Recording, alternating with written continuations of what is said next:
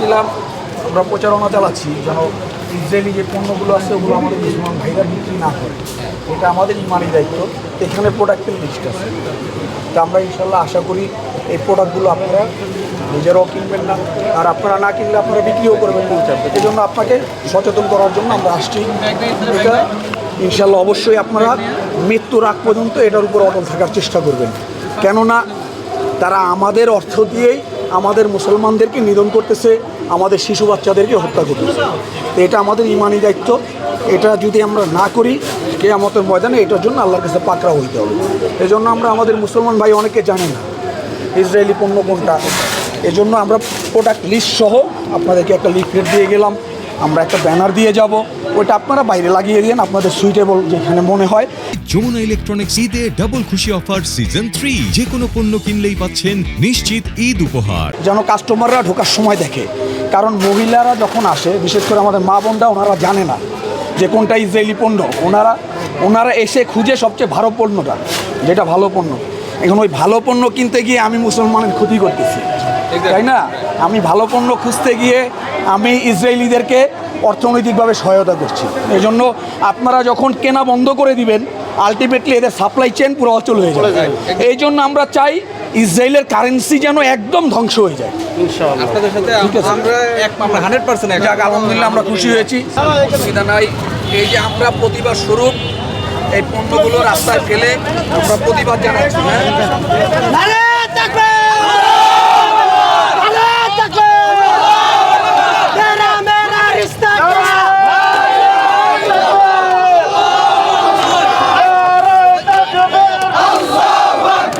আমরা এসেছি, এটা মুসলমান হিসেবে আপনাদের ইমানি দায়িত্ব। আপনাদের দোকানে আপনারা ইসরায়েলি কোনো প্রোডাক্ট রাখবেন না ইনশাআল্লাহ। আপনারা যদি ক্রয় না করেন তাহলে বিক্রয় করতে পারবেন না। আজকে থেকে আপনারা ক্রয় করা বন্ধ করে দেন। এবং এইটা আপনাদের দিয়ে যাচ্ছে, আমরা একটা প্রোডাক্টের ফেস্টুন আছে, এটা আমরা লাগিয়ে যাচ্ছি, কারণ আমাদের মায়েরা, মহিলারা যখন বিশেষ করে বাজারে আসে, ওনারা জানে না যে কোনগুলো ইসরায়েলি পণ্য, কোনটা দেশি পণ্য।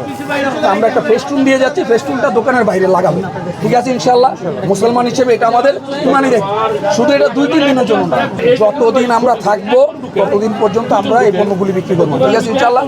ফেস্টুনটা কোথায়? ফেস্টুন আমাদের মুসলমান ভাইদেরকে দিচ্ছি, কারণ যেহেতু আপনারা সুপার শপে আসেন কেনাকাটার জন্য, সাথে দেখা গেছে আপুও আসে, ওনারা অনেক সময় জানে না যে কোনটা ইসরায়েলি পণ্য। এই জন্য ওনারা এসে ভালো প্রোডাক্টটা যখন খোঁজে, ইসরায়েলি প্রোডাক্টগুলো তাদের হাতে দেওয়া হয়। এই জন্য আমরা রেস্টুরেন্টগুলোতে দেখা গেছে আমাদের পরিবাররা যায়, ওইখানে গিয়ে যেন কোমল পানীয়টা ইসরায়েলি না খায়।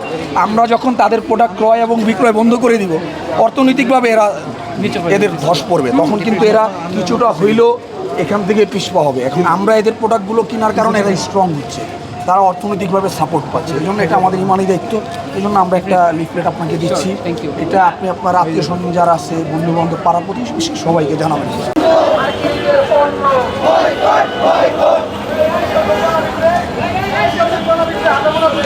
যে এইটা আসলে আমাদের ইমানি দায়িত্ব।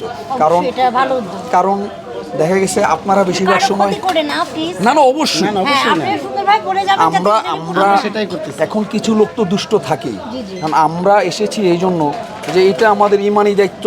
আমরা ইসরায়েলের যে প্রোডাক্টগুলো আছে এগুলো আমরা কিনবো না, ঠিক আছে? যদি আমরা না কিনি তাহলে তাদের কারেন্সি ডাউন হয়ে যাবে। আজকে আমরা তাদের পণ্যগুলো কিনছি দেখেই তারা অর্থ পাচ্ছে এবং সেটা দিয়ে অস্ত্র কিনছে, সেই অস্ত্র দিয়ে আমাদের মুসলমানদেরকে হত্যা করছে। আজকে এই পরিস্থিতি আমাদের সাথে হইতে পারত।